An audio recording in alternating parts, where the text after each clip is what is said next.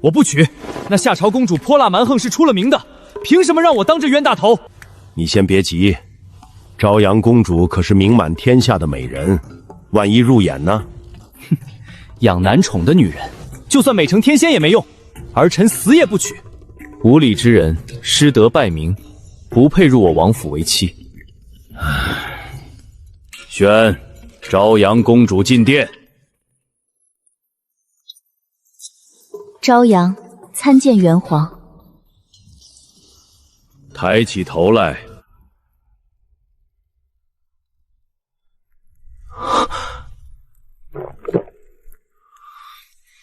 父皇，两国安定大过天，儿臣身为长子，理应身先士卒。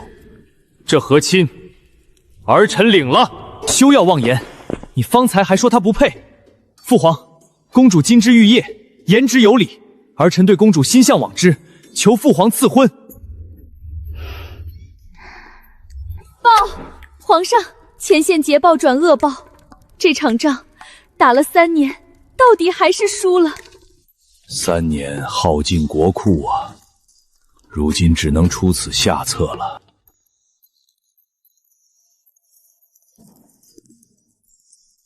乖乖，你来了，你收拾收拾，下午就出发去元朝吧。出发？下午？没法子，元朝要人，你去和亲，咱们夏朝才能缓口气。老头子，你疯了吧？凭什么是我？我又是哪里招惹你了？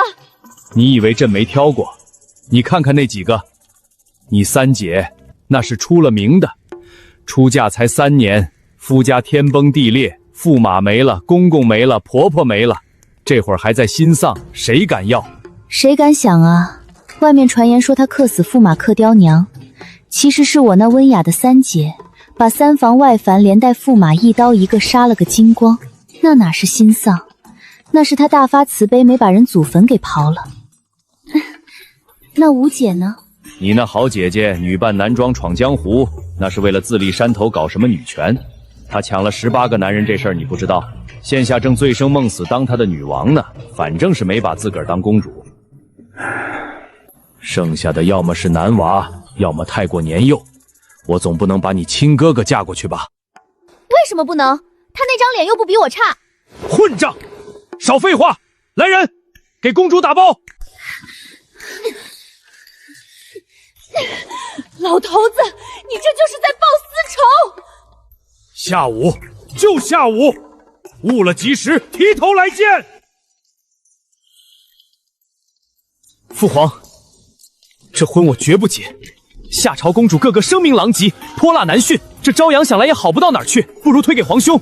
二弟平日行事张扬，这般声名不堪的女子，与你更相配。传闻她年少便举止失度，我无意迎娶。休要胡乱编排我！听听，俩人编排我的坏话，一套接一套。我人还没露面，最明显给我扣满了。公主息怒，都闭嘴！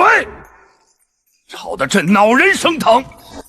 这一场仗打了3年，好不容易歇战，这和亲的事儿由得了你们选？再说，朝阳可是名满天下的美人，朕这儿可是收了线报的，要不你们先看一眼，万一真见着了，能看对眼呢？美人？父皇，她可是养男宠的，就算长成9天仙女都没用。娶个这种女人回来，儿臣这脸往哪儿搁？品行败坏，言行失守，如此德行，不配入我府门为妻。好，好，都不娶是吧？非要跟朕犟是吧？目前朕子嗣稀少，既然你们谁都不想要，那成，公主现在就在门外，难不成你们是想让朕亲自娶她？你们以后是打算跪下来给她叫一声母美？父皇说的对，为了元朝的社稷，您的子民定会感谢您的无私付出。父皇膝下子嗣稀少，接纳公主后，若能让她多给我们生几个小皇帝，也是极好的。放肆！混账东西！你们这是想气死朕吗？告诉你们，今天必须有一个人把她给我娶了。这一场仗打了整整3年，劳民伤财，百姓早就流离失所，仗不能再打下去了。最重要的是，夏皇那个老狐狸把战争赔偿款全部藏在嫁妆里带回来了。赔偿款？若是不娶她，那大笔的银钱就要原封不动的被夏朝带回去，咱们仗白打了，钱也白费了。如果不娶，你们等于让元朝白白放弃银子。公主，这店里的火药味可越来越浓了，咱们是不是得……我总觉得后颈有点凉飕飕的。这和亲要是不成，万一这元帝心一横，不顾名声直接砍了我的头，抢走银子，咱们哪儿说理去？当我没说，我也没想跑，我老实着呢。父皇，既然涉及到国库，那确实马虎不得。儿臣关二弟他至今未立正妃，这等美差，不如就让给他吧。凭什么是我娶？皇兄你不也没侧妃，后院不也空的能跑马吗？元贞，你也是知道的，我自小心中便已所属，发过过誓非内人不娶。这桩姻缘我不便搅和，坏了他人良缘。别在这儿立什么痴情人设。皇兄既然能编出一个心有所属，那我也有位白月光。想当年我也是与他签订了契约，要同生共死的。你满口谎言，你伶牙俐齿。够了，滚！都滚回去吵！朕这儿有急务要办。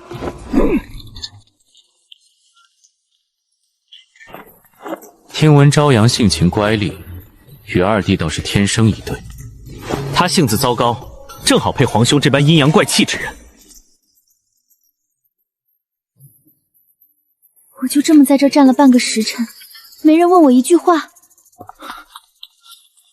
公主，看样子今日是吵不出结果了。那接送咱们回驿站的小车又备好了。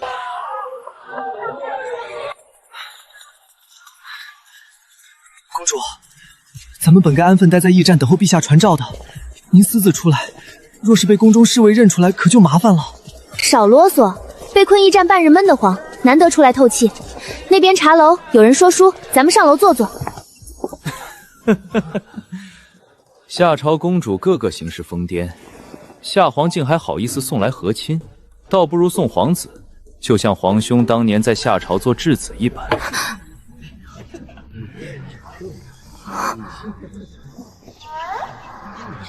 质子，那个质子是元清。听闻当年有个小丫头把皇兄掳进府，拘了你3年，可有此事？你不必调侃我，你当初被陌生女子骗入山寨，签下卖身契，此事更可笑。公主，这2件事怎么听着都是您干的？大事不妙，跑，赶紧走！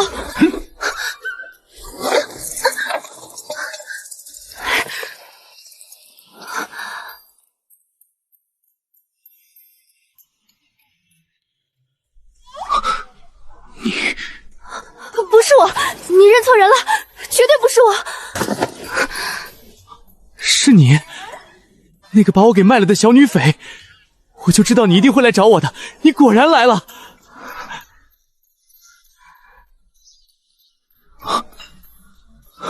皇兄，不必推辞了，此女便是我先前说的心中所属，这就是我要娶的白月光。我现在正式宣布，那个夏朝来的泼辣朝阳，谁爱娶谁娶，反正我不娶，我只要这小女贼。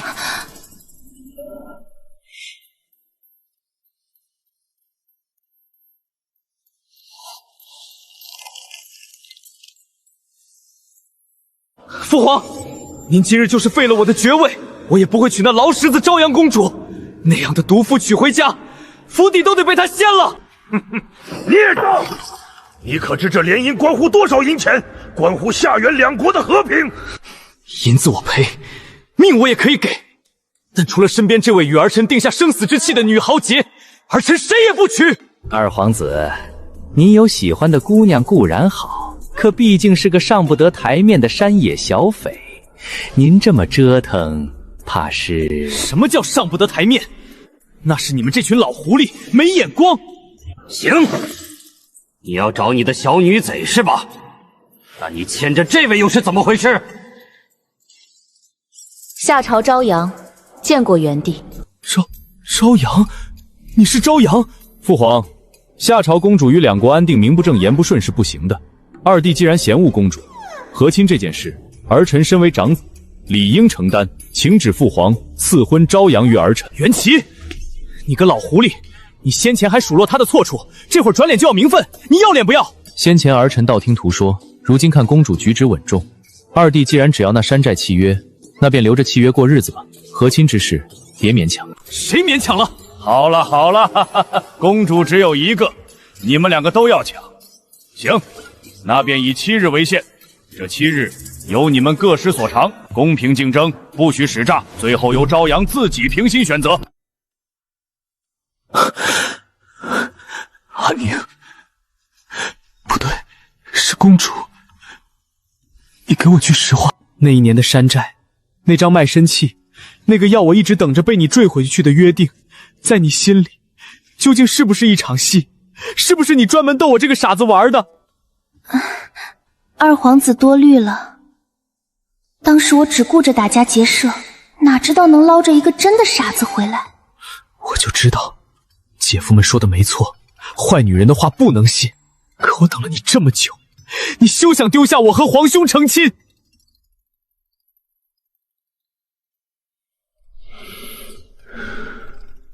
这7天，我看不是和亲，是要命。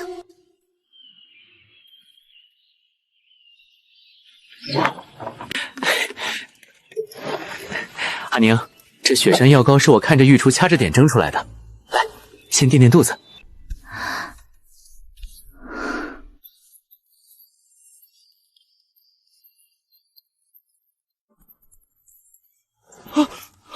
二殿下，这万万不可！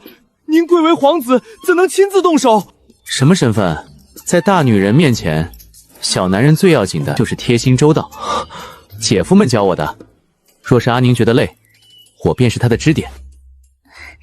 元贞，你先把这山寨里的这套收一收。你父皇要是看见你这副模样，真得怀疑我是不是给你施了什么法。我不，我要用我的贤惠让你想起那一年的山寨生活。当时我能给你打洗脚水，现在我也能。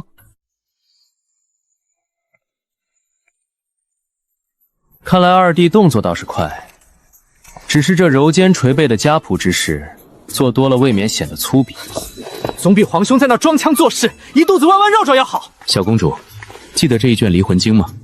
是你当初念叨了许久也没在夏国宫中找着的残卷，我这些年寻遍各国，总算凑齐了。还有这个，是你当初绑我手腕的那条，虽然断了，但我找人重念了金丝续上。比起新东西，有些旧日的情分，才是千金不换，对吗？古籍，红头绳，哼，皇兄你是穷的揭不开锅了吗？阿宁在山寨跟我吃的是肉，划的是刀，你这些小玩意儿算得了什么？所以他最后把你给卖了。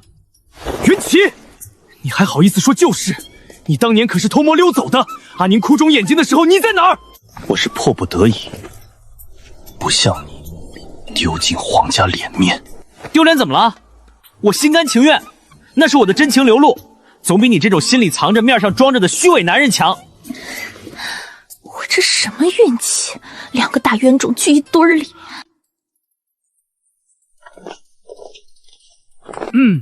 皇上有旨，朝阳公主这些日子居在驿站也是闷坏了。3日后春猎，请公主随2位皇子一同出巡。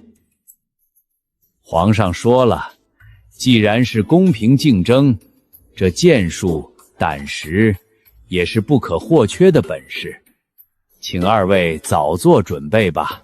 好，看我在猎场怎么艳压全场。谁主潜伏，还尚未可知。看来3日后，我是要把脑子都看没了。瞧瞧，那就是夏朝来的公主。瞧瞧，长得是天仙似的，可惜哪里早就坏透了，听说泼辣的很。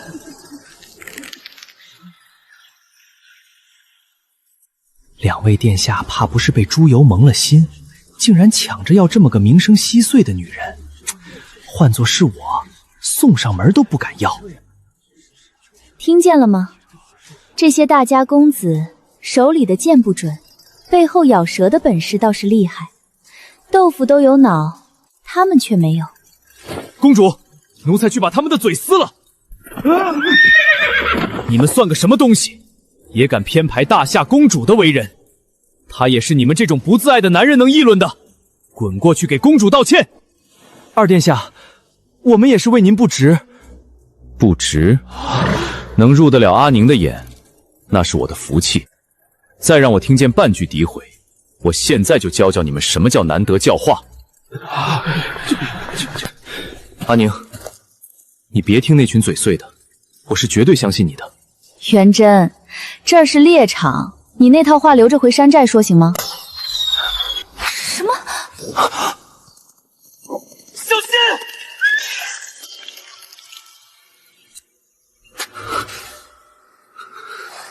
有刺客，围起来！谁敢伤阿宁？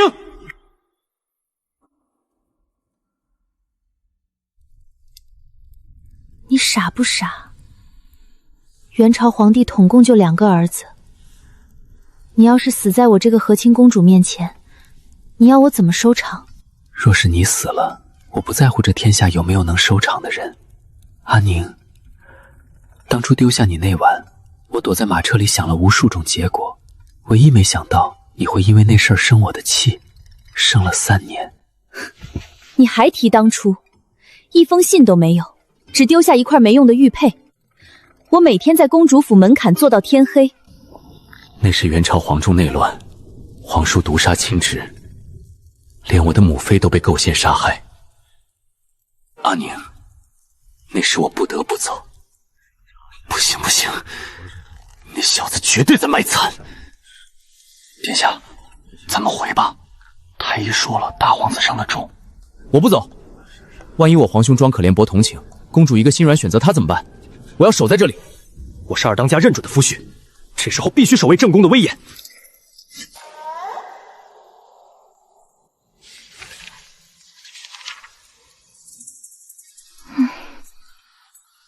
公主，二殿下真被山寨那套荼毒得不浅，送来的礼单里居然还列着往后要给您打洗脚水的次数。当年在那儿混了几个月，光跟着吴姐喊口号了。吴姐总说爱一个男人太累，不如多爱几个。我哪懂这些，只觉得那些豪气干云的口号有趣。所以您那时候就真的随便在大陆上一站，就把元真殿下给劫回去了？说起那场劫案，听好了，既然被我抢上山了，你就是我的压寨夫婿了。你确定吗？你真的要娶我做唯一的正夫？那你什么时候追我？咱们把文书签了吧。二当家，这位俊俏的小公子自打进来已经问了3遍成亲的日子了。这是我攒的私房，阿宁，你这辈子不许负我。那时候年岁小，贪玩心重，我看他乖顺好玩，也就随口应承了那些惊世骇俗的话，全当哄个玩转。谁能想到这崽子竟然能把玩笑当成救命稻草，生生记了1年。哄个玩断？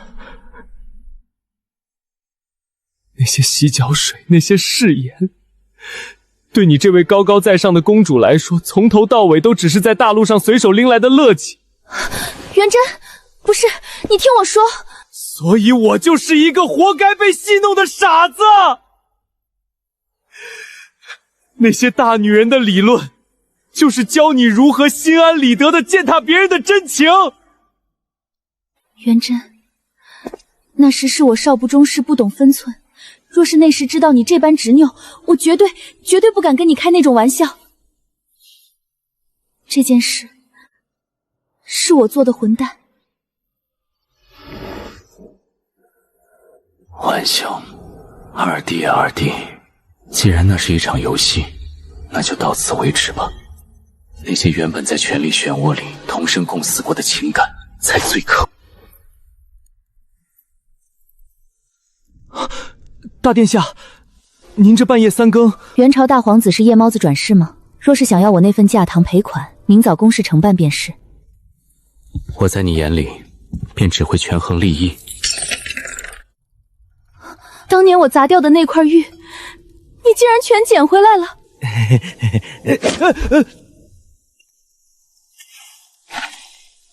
公主，这东西不合规矩。袁琪，他是我唯一的朋友，你又踢他。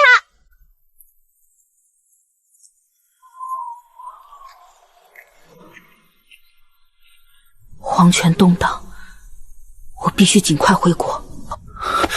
我这条命已经留在你这儿了，阿宁，哪怕是施舍，也原谅我，好吗？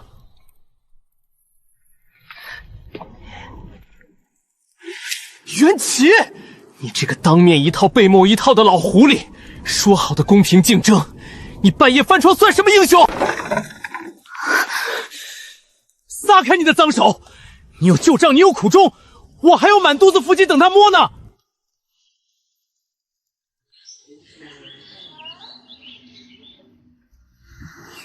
你们听说了吗？那夏朝来的朝阳公主入驿站前就不安生了，听说在大殿上被两位殿下揭了短，她竟然还能坐得住。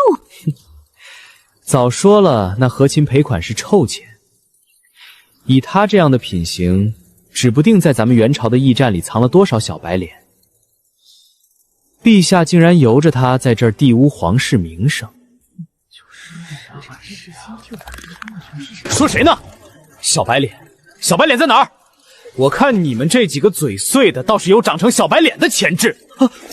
二殿下，自爱两个字会写吗？大女人的私事，也是你们这些闲得发汪的男人能治回的。父皇还没发话，你们倒是先议论起来了。殿下，外面谣言沸反于天，都在说那朝阳公主品行败坏。您如今动用权力压制御史台，这是在毁您这么多年的清誉啊！朝阳是未来的王妃，辱她便是辱本王。可是文官集团已联名上奏，本王能挡住夏朝的千军万马，若是连这点对心上人的诋毁都挡不住，岂非太过无能？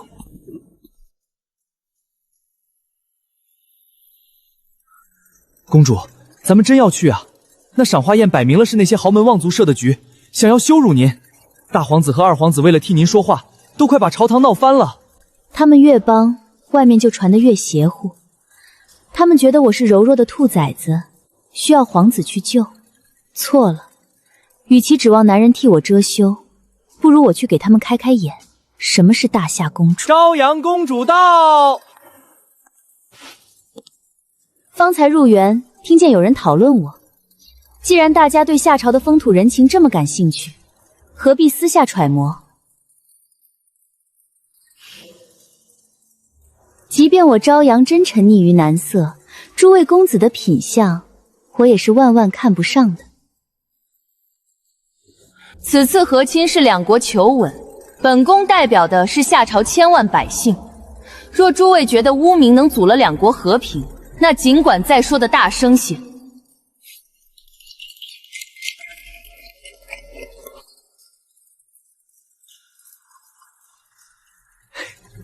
公主，白日您那一通话真是太痛快了，我看那帮王公贱贵都被您唬住了，这下和亲的婚约算是保稳了。我只是从一个众矢之的，变成了两个皇子博弈的更完美的筹码而已。他们为了我大打出手，到底是争那个3年的总角之情，那1年的山寨之约，还是在争这份能在父皇面前显摆的胜利？公主，陛下可是担心您在元朝受了委屈。担心？我那父皇若是懂得怜惜女儿，当初也不会急着把我打包送过来。他让我在这几日彻底拉拢2位皇子的心，还要我想法子把控住随行的那一笔1000万赔款，稳固两国和平是假，把我当成埋在元朝的钉子是真。若是这场局败了，第一个把我人头奉上的，恐怕就是这个老狐狸。殿下，劫到了，这是从朝阳公主寝殿里清理出来的密讯残页，虽然残缺，但那枚印记确定是夏皇御笔。掌控财力，博取我的欢心。小公主，原来这又是你们父女俩布下的一个局。你还是那个只会把人心当筹码的小扑了。公主，大晚上溜出来，若是被两位殿下发现了，发现就发现，正好落个耳根清净。那兄弟俩天天在驿馆盯着我，眼睛都快冒绿光了，再待下去我非疯了不可。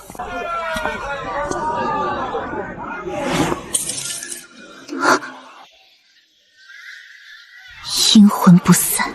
阿宁，这桂花糕要趁热吃，我早就看好这一家了，买，都买了。全要了，不光这摊子，后面那条街的摊子，本王都要了。既然这么大方，那你们互相买吧，我走了。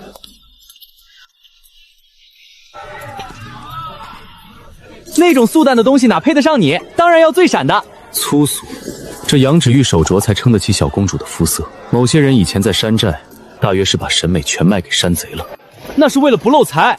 我在山寨那叫勤俭节约持家，哪像皇兄你，天天拿些华而不实的东西来讨好阿宁。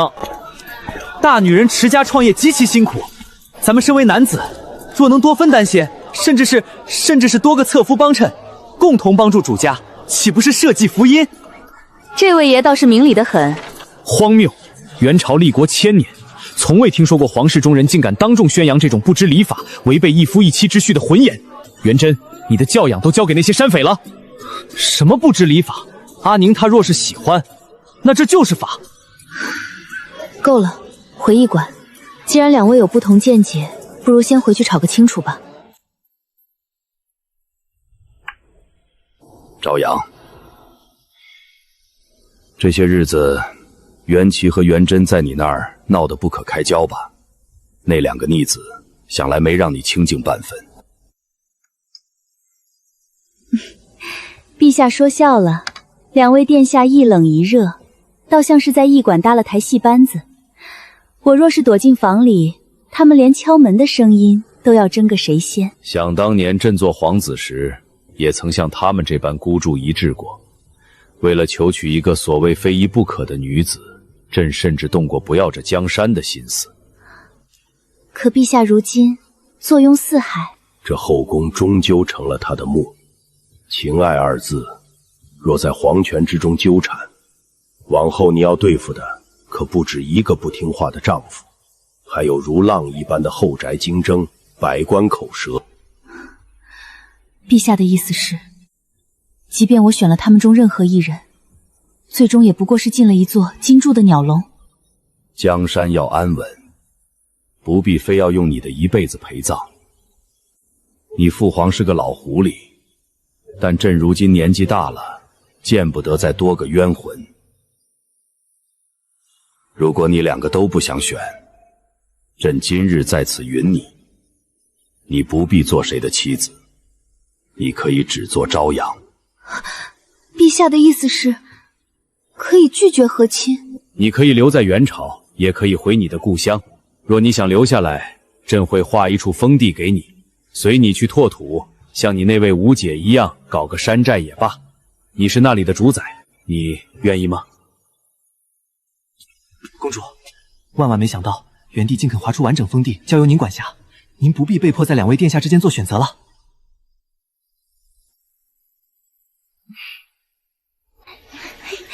你们听说了吗？昨日二皇子殿下竟然在驿站跪着给那夏朝公主剥葡萄，剥了整整2盘。什么皇子气度，简直是奴颜面谢。在那公主眼里，他哪是什么皇夫，分明就是个随叫随到的粗使家仆。我要是他，干脆抹了脖子。一个皇子非但不护着皇家脸面，反而上赶着给人当仆役，这种甘愿自甘堕落的软骨头，难怪朝阳公主到现在都看不上他，只把他当逗乐的猴看。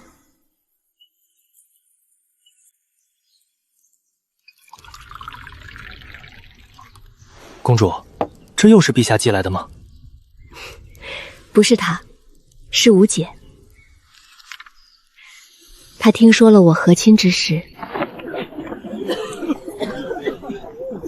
公主，这地儿脏得很，您把自己的银钱舍了一大半出来给这帮灾民买药发粮，钱留在匣子里就是堆铜烂铁。咱们在那儿当山匪是为了活命，如今在大卫上撒钱是为了开路，懂吗？多谢公主救命，您真是救苦救难的仙女。阿宁，你是没见，刚才那帮干活的听说你是主事儿的，都可以付你了。你散了这么多财，往后该怎么办？若这商道通了，在下元两边建互通的商贸驿站，银钱流动起来，何愁这区区几千两？你想在这荒凉边境建驿站，做两国的生意？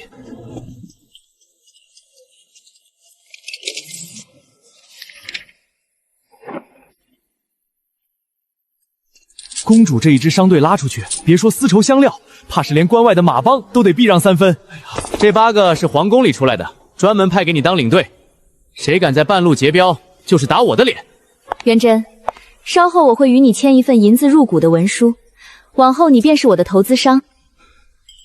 陛下，夏国和亲公主大张旗鼓组建商队，拉帮结帮与流民勾结，成何体统？女子不守后宅，与卑贱商贾为伍，实在荒唐，更有损皇室尊崇啊！王大人，你家里粮仓满得发霉了吧？流民成群的时候，怎么没见你去救命？二殿下，这是大失体面之事。人家撒的是自己的钱，救的是咱们元朝的子民，你这一边受着好处，一边瞧不上。你读了几10年的圣贤书，就是这样教你的。这商队若是走通了，连通的是夏元两国的心脉，不仅活了饥民，更省了官方粮草，此举功在千秋。这是夏元必争之地，现在除了坟茔，就只剩下饥饿的流民。通商口岸开在这儿，第一件事应是修建医馆。公主，这一路没收益还倒贴钱，大皇子和二皇子可都跟了一路护卫，咱们真不求个安稳。他俩跟得紧是怕我丢了，但这路得我自个儿量，地基也得我自己亲手铲。二当家，咱们姐妹这次押镖路过，特地来瞧瞧你。听闻你在这一带又是建商会，又是开学堂，大当家在寨子里成天把你挂在嘴边，直说没白疼你这个妹子。劳烦沈爷记挂，我这一开拓，当真是比当初劫生辰纲还费神。那俩俊俏杏年就是你的压寨夫君。既然那2位在这儿偷听，我就说句母道话。男人最重要的不是什么名分和跪着的膝盖，更要看他能不能接受女人在天上飞。朝阳，在这元朝，若没这块牌子，任你是何身份，也别想动我元朝1寸财气。今日我便把它交给你。今日这一角红绸，掀起的是我夏元两国的100年共赢。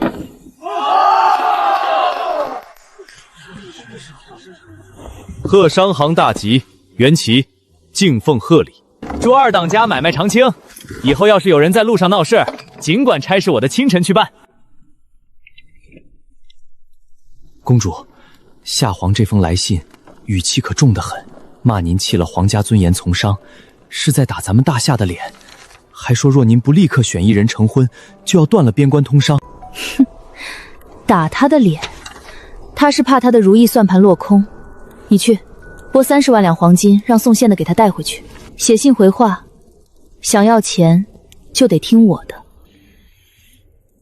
殿下，夏朝那边的人已经收了咱们递过去的利钱，3公主、5公主那边也回信了，愿意联手向夏皇施压。阿宁，父皇方才透了风，夏国使臣最新的快报已经到了，夏皇那头松口了。那个老狐狸能松口？只要财路源源不断，朝阳是不是王妃，对他而言已经不重要了。好一个昭宁居，二当家果然是赚了大钱的。哼，这宅子地段绝了，比起那冷冰冰的驿站，看着顺眼100倍。公主亲自跑了3条街才挑中的地儿，这叫什么？金窝银窝不如自个儿的狗窝。这还是咱们头一回能静下来品口茶。想当初为了抢那个进门的名分，咱们俩人那是打得头破血流啊！元之，我记着我还踹过你肚子一脚。粗鲁！我要走了。封地3郡，那是真正没人要的穷疙瘩。那个爱穿锦绣的娇俊皇子，居然也愿意去啃这种冷馒头。在那河底里搬了几天泥，我才觉出味儿来。你想要一个在泥地里也开出花儿的世界，我也想试试。大皇子功勋显赫，品德贵重，为顾国本，请陛下正式赐婚大皇子与朝阳公主，促成良缘。请陛下赐婚。儿臣拒绝联姻。即便不娶她，儿臣亦能辅佐父皇，成就太平盛世。二当家，大当家说的果然没错，跟着你比在山头上强多了。这一堆东西运到京城里，那能到手几10两雪花银。这些商路押镖的事儿，我也信不太旁人。交给你们，我便放心多了。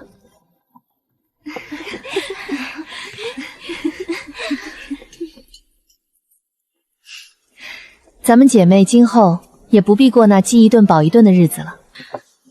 我们从前都是走投无路才落草，我们处处受欺，没人看不起我们，更没人给我们一条正经活路。我们如今才算真正有了归宿，我们吃得饱，穿得暖，终于不用再提心吊胆过日子。往后不管是作坊干活，还是商路押镖，我们绝对听你调遣，绝不推脱。你们本就勤恳能干，是你们自己争气。你们既能执针做公益，亦能握刀自保，能自己挣得口粮，安身立命。世俗里男人至上、赘婿尊卑的俗规，根本无需在意。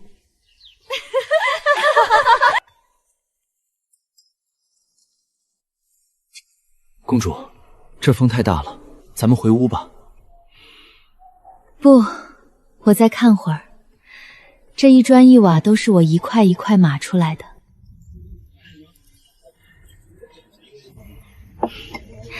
恭喜太子殿下如愿获得储君之位。姑这一年总会想起你曾经说过的话、做过的事。阿宁，谢谢你当年的拒绝，否则姑至今还缩在那个抢糖吃的狭缝里。若你愿意，姑的太子妃之位永远为你留着。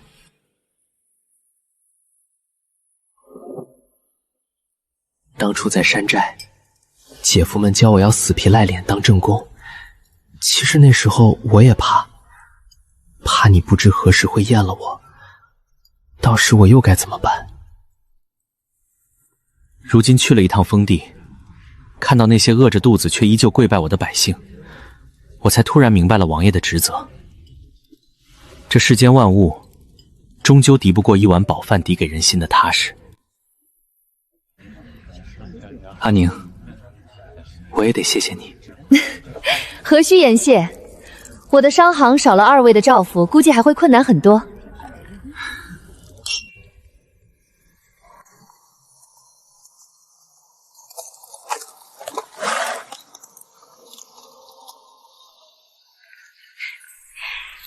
2位，青山不改，绿水长流，咱们来日再见。既然我早知这世间颜色各异，山河万里，财富功业尽在我手中，这才是我该过的日子。